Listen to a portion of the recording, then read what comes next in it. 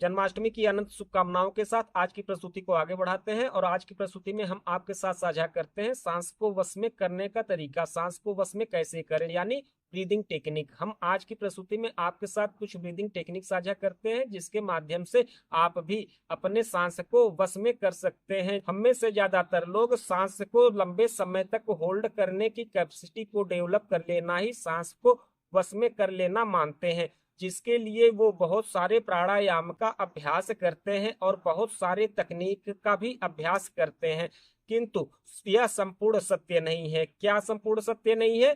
कि सांस को होल्ड करके ही सांस को वश में किया जाए। क्यों? क्योंकि गति अथवा चाल सांस का स्वभाव है और हम इस स्वभाव का संपूर्ण रूप से विरोध नहीं कर सकते, क्योंकि यह जीवन का एकमात्र लक्षण है। जब श्वसन प्रश्वसन हो रहा है तो सांस को वश में करने के लिए नितांत आवश्यक यह है कि हम जान लें कि यह सांस क्या है, तभी यह जान पाएंगे कि यह गतिमान क्यों है। यह गतिमान तो स्वतः ही है, आप इसमें अपनी कोई भूमिका तो लगा नहीं रहे हैं। क्योंकि यदि आपसे कहा जाए कि आप आधे घंटे प्राणायाम कर लीजिए तो प्राणायाम में आप अपने इच्छा अनुसार अपने सांस को लेते और छोड़ते हैं अथवा रोकते हैं, यही करते हैं, कुछ और तो करते नहीं है।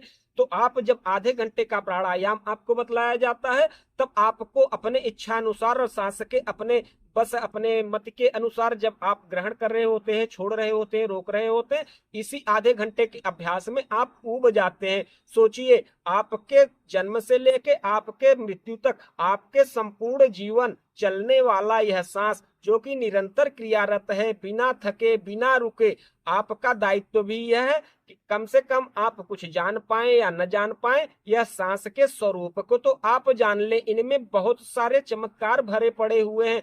अगर सांस के कुछ तकनीक को फॉलो करके आप एक लंबी आयु को प्राप्त कर सकते हैं आरोग्य रहते हुए, तो कोई हर्ज नहीं है। तो इस बात को समझने के लिए और सांस को कैसे वश में करें, इस तकनीक को जानने के लिए आपको प्रस्तुति में हमारे साथ बने रहना होगा, तभी हम कुछ प्रामाणिकता के साथ आपको इस बात से परिचित करा पाएंगे। तो चलिए हम उन ब्रीदिंग टेक्निक को आपके साथ साझा कर रहे हैं जिन्हें फॉलो करके आप स्वस्थ जीवन, लंबी आयु और अपना योग भी सिद्ध कर सकते हैं मात्र सांस के इन कुछ तकनीक को फॉलो करके।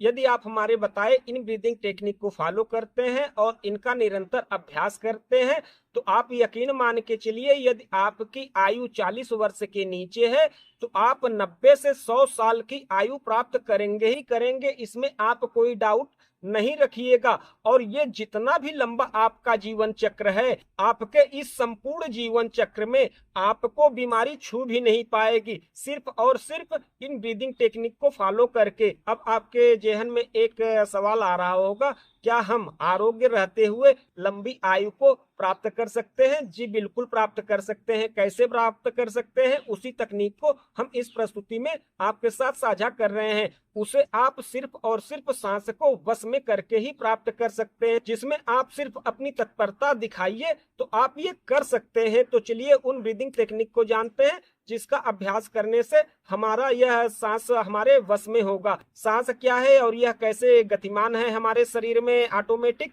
इस पर भी हमने प्रस्तुति साझा कर रखा है। आपको हम डिस्क्रिप्शन बॉक्स में इसका भी लिंक दे देंगे, उसे आप पहली प्रायोरिटी पर जाकर देख लीजिएगा, तभी आपको यह समझ में आएगा कि हम सांस को कैसे वश में कर सकते हैं। तो सांस को वश में करने के लिए आपको सांस के स्वरूप और उसके अर्थ से परिचित होना आवश्यक है, तभी आप जान पाएंगे कि आपका सांस यह गति क्यों कर रहा है, ये सदैव चलायमान क्यों बना हुआ है, इसके चाल का रहस्य क्या है।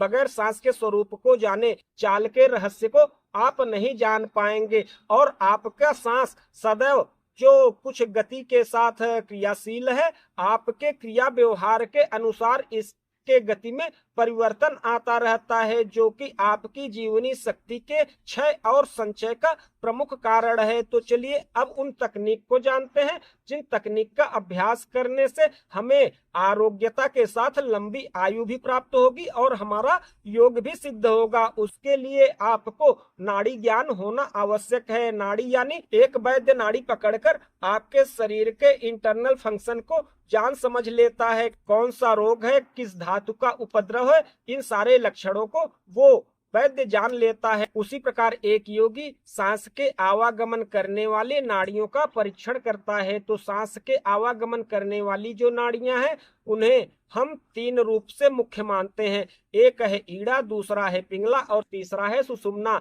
यह आप जान लीजिएगा। ईड़ा आपके बाएं नासिका मार्ग को और दाहिने नासिका मार्ग को पिंगला कहते हैं। बाएं नासिका मार्ग को जो कि ईड़ा है उसे चंद्र नाड़ी भी कहते हैं, और दाहिना नासिका मार्ग जो कि पिंगला है उसे सूर्य नाड़ी भी कहते हैं। और दोनों नासिका छिद्र से जब आपका श्वसन प्रश्वसन हो, यह आपका सुषुम्ना है। आप ध्यान दीजिएगा कि आपका श्वसन प्रश्वसन तो निरंतर हो ही रहा है।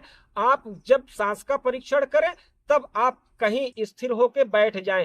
बैठने के बाद अपने सांस का परीक्षण करें तो आप पाएंगे कि आपका सांस एक समय में एक ही तरफ से सक्रिय है, चाहे दाएं से चाहे बाएं से। कभी कभार ऐसा होता है जब ये स्वर बदलते हैं तब दोनों नासिका मार्ग से कुछ क्षण के लिए आपका श्वास चलता है, यही सुषुम्ना नाड़ी है। तो इन ईड़ा पिंगला सुषुम्ना को जानकर इसमें प्रवाह होने वाले सांस की जो गति इसमें हो रही है, सांस का जो चाल है, इसे जान समझकर यदि आप इसका प्रवाह अपने अनुसार कराएंगे तो यही सांस का वश में होना है।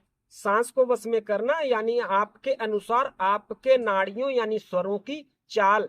जब आप चाहें तो ईड़ा एक्टिव हो, जब आप चाहे तभी पिंगला एक्टिव हो। उसके अनुसार ही आप अपने कार्य को संपादित करें। किसके अनुसार? स्वरों के अनुसार। यानी कि जब आप अपनी इच्छा से स्वर का भेदन करने में सक्षम हो जाएंगे और अपनी इच्छा अनुसार सांस के प्रवाह को ईड़ा अथवा पिंगला से चलाएंगे तो आप खुद ब खुद स्वतः ही योगी हो जाएंगे। और यही वो तकनीक है जो कि आपको आरोग्यता भी प्रदान करेगा, लंबी आयु भी प्रदान करेगा और आपका योग भी सिद्ध करेगा। तो आप ध्यान दीजिएगा, हम यदि अपने स्वर और अपने सांस के अनुसार अपना आहार व्यवहार कर दें तो ये सारी चीजें, चाहे वो आरोग्यता हो, चाहे वो लंबी आयु हो, चाहे वो योग सिद्धि की ही बात क्यों न हो, चाहे वो आत्मदर्शन का ही बात क्यों न हो, वो संपूर्ण चीज आपको स्वतः ही प्राप्त हो जाएगा। वो कैसे? क्योंकि आपका सांस आपके वश में है, आपके अनुसार स्वरों में प्रवाह हो रहा है। जब आप चाह रहे हैं तब यह ईड़ा चल रही है और जब आप चाह रहे हैं पिंगला चल रही है। और आप ईड़ा पिंगला सुषुम्ना नाड़ी के बल को जानकर उसके अनुसार उसका उपयोग करके एक चीज का आप सतत और निरंतर प्रयास करिएगा कि दिन के समय जब तक आसमान में सूर्य हो यानी सूर्योदय से लेकर सूर्यास्त तक आपका चंद्र नाड़ी सक्रिय रहे। क्यों? क्योंकि बाहर से वायुमंडल का तापमान सूर्य के कारण बढ़ा हुआ है। ऐसे समय में आपको अपनी चंद्र नाड़ी को सक्रिय करके शरीर के अंदर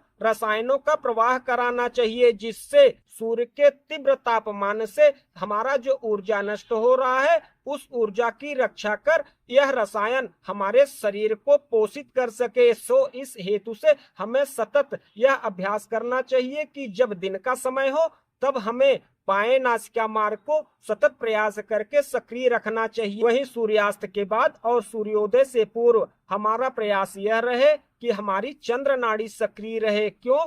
क्योंकि बाहर वातावरण में रसायनों का प्रवाह हो रहा है और सूर्यास्त हो गया है। सूर्यास्त हो जाने के बाद ऊर्जाओं का बड़े पैमाने पे वायुमंडल से ह्रास हो जाता है। इसको आप ऐसे समझिए कि दिन के समय आप बहुत सारे कार्य को करते जाते हैं, आप ऊर्जा की कमी नहीं महसूस करते, किंतु सूर्यास्त होने के बाद आप थकावट महसूस करने लगते हैं और एक समय ऐसा आता है कि आप बेड रेस्ट पे चले जाते हैं यानी सोने चले जाते हैं।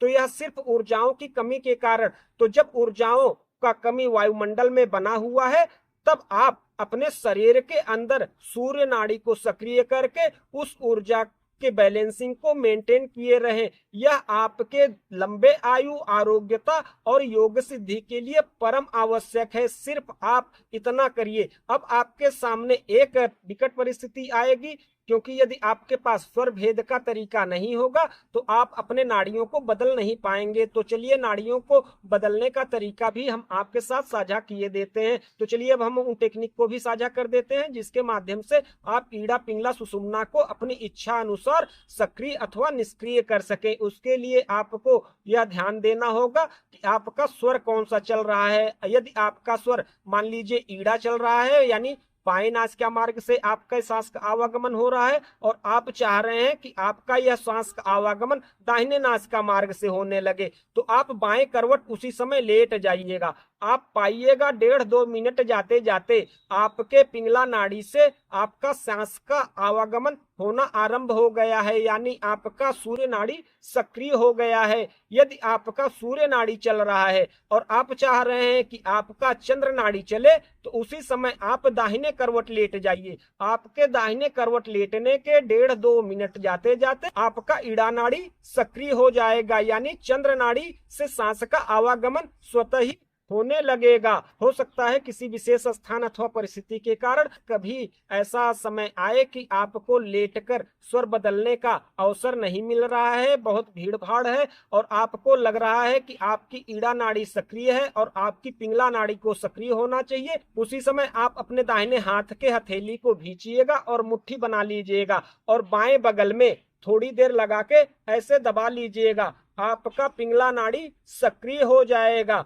यदि आपको लगे कि आपका पिंगला नाड़ी सक्रिय है और आपका ईड़ा नाड़ी सक्रिय होना चाहिए, तब आप बाएं हाथ के हथेलियों को भींच के मुट्ठी बनाइएगा और अपने दाहिने बगल में लगा के ठीक इसी प्रकार 2-4 मिनट दबा के रखिएगा। आप देखेंगे कि आपका ईड़ा नाड़ी यानी चंद्र स्वर एक्टिव हो गया है। तो यह रहा नाड़ी को सक्रिय और निष्क्रिय करने का तरीका। तो चलिए लगे हाथ हम इस बात को भी साझा कर देते हैं कि ईड़ा नाड़ी के सक्रिय रहते आपको क्या करना चाहिए और पिंगला के सक्रिय रहते क्या करना चाहिए। तो जब आपका सूर्य नाड़ी सक्रिय हो तब आपको भोजन करना चाहिए, क्योंकि सूर्य नाड़ी के सक्रिय रहते किया गया भोजन संपूर्ण रूप से पचता है और सप्त धातु भी पुष्ट होता है। वहीं जब आपको पानी पीना हो यानी पानी पीने के समय आप यह ध्यान दीजिए कि आपका चंद्र स्वर सक्रिय रहे। पानी सदैव चंद्र स्वर में पीजिए और भोजन सदैव सूर्य स्वर में करिए। आप सदैव स्वस्थ रहेंगे। जब कभी भी आप पायखाना अथवा शौच के लिए जाएं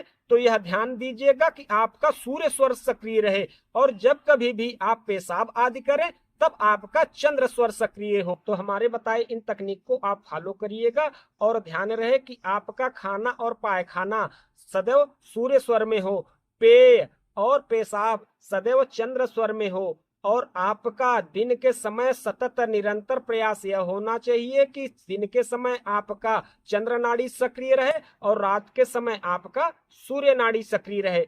बस इतने टेक्निक को आप फॉलो करिए और देखिए कैसे आप आरोग्य रहते हुए एक लंबी आयु को प्राप्त करते हैं। आपके सामने, चूंकि आप इस बात का खुद प्रमाण बनेंगे। तो आज की प्रस्तुति में यहीं तक, मिलते हैं किसी अन्य प्रस्तुति में, तब तक के लिए।